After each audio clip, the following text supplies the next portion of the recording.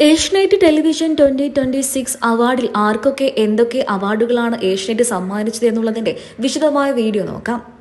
മികച്ച പുതുമുഖ നടനുള്ള അവാർഡ് സ്വന്തമാക്കിയത് അഡ്വക്കേറ്റ് അഞ്ജലി എന്ന പരമ്പരയിലെ ഒരു പ്രധാന കഥാപാത്രത്തെ അവതരിപ്പിക്കുന്ന കൗശിക്കിനാണ്. Special jury negative role actress award സ്വന്തമാക്കിയത് പത്തരമാറ്റു പരമ്പരയിൽ നവ്യ എന്ന കഥാപാത്രത്തെ അവതരിപ്പിക്കുന്ന അനുഷയാണ്. ഏഷ്യനെറ്റിൽ രണ്ടാമത്തെ മികച്ച പരമ്പരയ്ക്കുള്ള അവാർഡ് സ്വന്തമാക്കിയത് പത്തരമാറ്റ് പരമ്പരയാണ്. Special jury best actress award ലഭിച്ചിരിക്കുന്നത് പത്തരമാറ്റ് പരമ്പരയിലെ നയന എന്ന കഥാപാത്രത്തെ അവതരിപ്പിക്കുന്ന ലക്ഷ്മി കീർത്തനയ്ക്കാണ്. ടീച്ചറമ്മ പരമ്പരയിലെ ലക്ഷ്മിയെയും മികച്ച നടിയായിട്ട് തിരഞ്ഞെടുക്കപ്പെട്ടിരിക്കുകയാണ്. ബെസ്റ്റ് ആക്ട്രസ് അവാർഡ് ടീച്ചറമ്മ പരമ്പരയിലൂടെ ലക്ഷ്മി സ്വന്തമാക്കി.